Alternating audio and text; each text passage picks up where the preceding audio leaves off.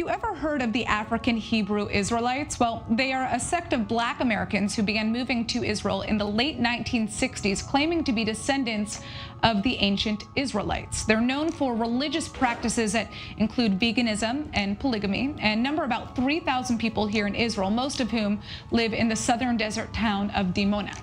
Now, most have received permanent residency under arrangements with the Israeli government, but now at least 46 families have just received deportation orders from the Interior Ministry saying that they have to leave the country within just 60 days.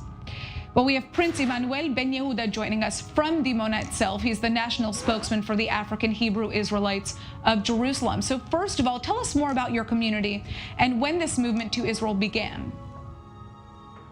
Well, thank you very much, Natasha, for having us on this evening. Well, there's a very rich history of tribes across Africa tracing their descendants to the land of Israel. And it also extends into the Americas, where many of the tribes were taken during the slave trade.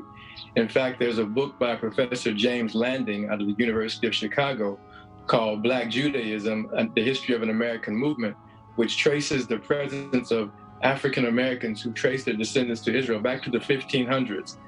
So it's quite a very rich history that then in 1966, at a Beta Hebrew Cultural Center in Chicago, which was home of one of the many Israelite communities in the Americas, Ben-Ami, the spiritual leader of our community and the founder of our community, had a vision that it was time for descendants of the Israelites among African Americans to return to the Holy Land.